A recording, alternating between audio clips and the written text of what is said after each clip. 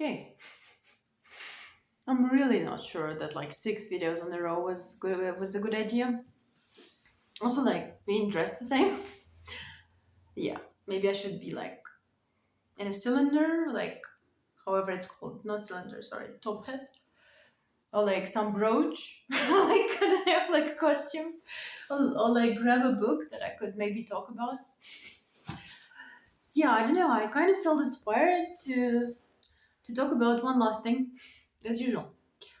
One last thing, one last thing. That's how you also write sometimes. You kind of like, okay, also that bit of dialogue. Oh, okay, also that like bit of stuff. And suddenly it's like 2 in the morning and next day you have to work. And your first meeting is at 9:30 and you're, fuck. Anyway, maybe not. Because tomorrow's Friday, so, you know. But like, yeah, I looked at my list of ideas again for the videos. And I kind of wanted to talk about that one specific idea in particular, which is titled, and the video will be likely titled, "In creative things, your flavor is the shit." And this also is not a new one. Again, many people, I believe, have spoken about that. Really, a lot of people, where essentially they were saying that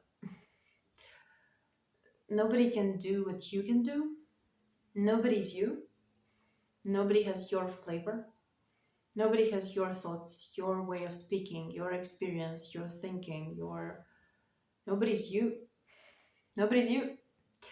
And I do remember when I first heard that thought, I believe it was actually September, in one of the manifestation videos or something, and I've heard that thought so clearly. And I kind of like it stopped me in my tracks. Even though it's such a simple one, nobody's you. I was like, oh, okay. I was so shell shocked. I was just kind of, I stopped and I stopped. I don't know.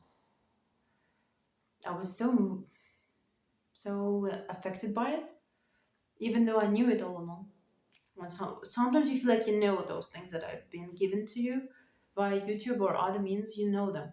You know what's up. You know what shit is up. You know, but still, nobody's you and nobody has your flavor. And that's what I keep thinking about in terms of creative things. That nobody actually has your creative taste. It's like taste of ice cream. Like there are so many flavors.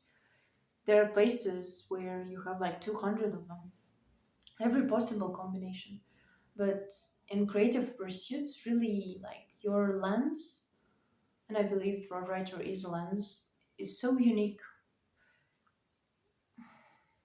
is so you that nobody really can ever repeat it. People repeat things all the time.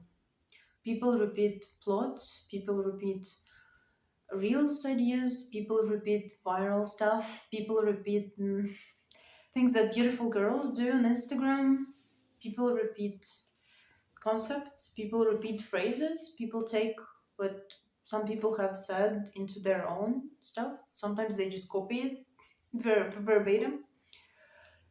Uh, People repeat stuff all the time, but they cannot really do it with the same flavor. And I feel like this is why the best creators are the best because nobody really can be them, even though people can repeat the way that they edit the videos, they can repeat their ideas, they can repeat their titles, they can repeat everything. Everything is repeatable, but the way their mind works and the way that their creativity works and the way that they talk and the way that they present themselves and the way the energy flows through them, people cannot repeat. And the way that they kind of dance with life, the way that they live, people cannot repeat. Like every truly remarkable person, and I'm not saying I'm one, of course. I'm more in the audience and always was, I feel, until now, but still. I'm more like of a spectator than the person who entertains. I feel like every person who is remarkable on YouTube or in life, or remarkable artist, remarkable creator, remarkable writer, remarkable anyone, is very unique and very non-repeatable. People can really repeat their vibe, even though they keep saying that this interior looks like Andy Warhol, this image looks like Marilyn Monroe, like this thing looks like this person, this text sounds like Fitzgerald. They cannot be Fitzgerald. There is only one. Or this sounds like Hemingway. There is only one Hemingway. Like, you cannot be a second one. You cannot be the second one. And I feel like uh, I keep hearing that stuff about my writing specifically. Again, I'm not saying it's good or bad. Let's just assume it's not that good. Just for the sake of the video, like it could be good, it could be bad. Who knows? Basically, I keep hearing that stuff where people say that you got your voice, you got your voice, and that voice is very distinct. Like, and I feel like the thing people keep repeating to me recently more, and like, but throughout my whole life, you have those topics that people that keep repeating through your life, keep repeating those phrases that people keep saying to you. Maybe it could be anything. It could be like you're nurturing and caring and you care about everyone so much. It could be like you are too much. It could be like you are not enough. It could be like you could achieve more. It could be you are so this, you are so this. Like it could be anything. But I feel like the thing that gets repeated to me, like about me and about my writing specifically, and always got repeated and keeps coming, this message said by different people. Absolutely, those who know me, those who don't, those who just read my manuscript, those who know me in person, they keep saying unique, they keep saying unlike anyone else, they keep saying this word individual, like unlike anyone else, like basically unique voice. This is what they keep saying, and this is what they keep repeating. And I'm not saying it as a compliment. I'm just kind of noticing that this pattern keeps repeating itself. Like this phrase, you're not like anyone else, it keeps repeating. Like different people say it to me. And I feel like I kind of want to make a joke. Have you seen the movie Airplane, like the classic comedy movie of the 80s? Like I believe it's 1980. And there is a scene where they are waiting for an airplane to arrive, and one of the captains or someone, or one of the people who are supposed to control the arrival of the airplane, they start saying like, okay, will you guide him, Frank? Will you like tell him, Frank, what to do? And Frank is like, but he's the captain.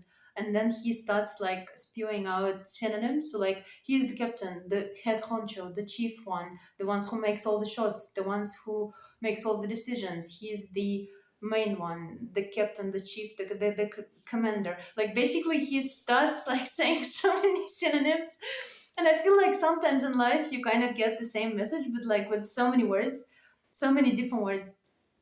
And where I'm getting with all of this is that your flavor is the shit, because like the more of your flavor you put into things you do, no matter what it is, like videos or cakes or conversations, interactions, art, like things you make, things you put out, things you put on social media, like whichever example you take, the more of yourself you put in there, first of all, the more you will connect to other people, and second of all, the better you will feel. And also, the more of this creative flavor, the more of your flavor people get, the more probably they will get hooked and the more they will want it.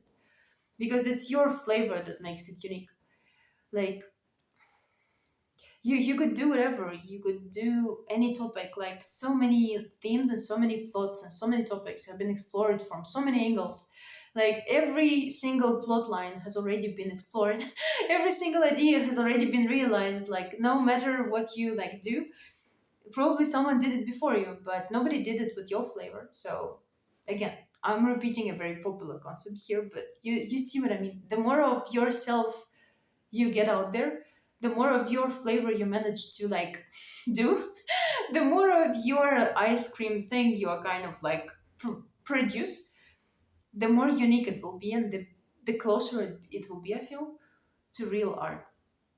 Because real art is always the flavor of the person who makes it.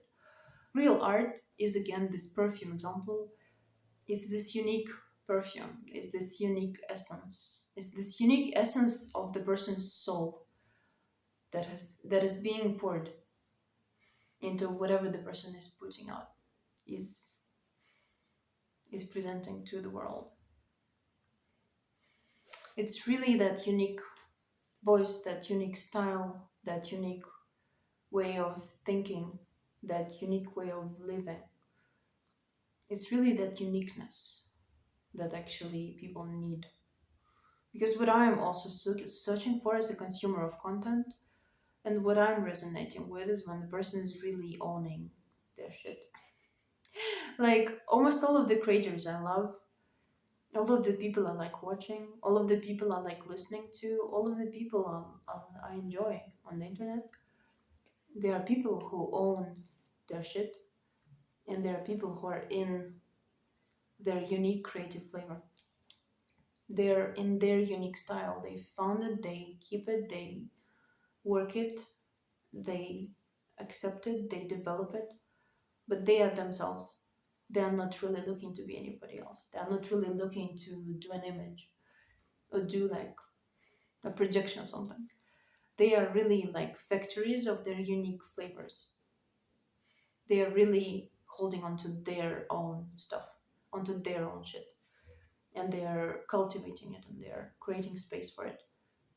They are very themselves. And this is the magnetism, actually, I think. The magnetism of content and the magnetism of interaction and the magnetism of face, voice, writing, whatever. Magnetism is when the person's essence is visible and when their uniqueness is visible and when they're not hiding it, when they have nothing to hide.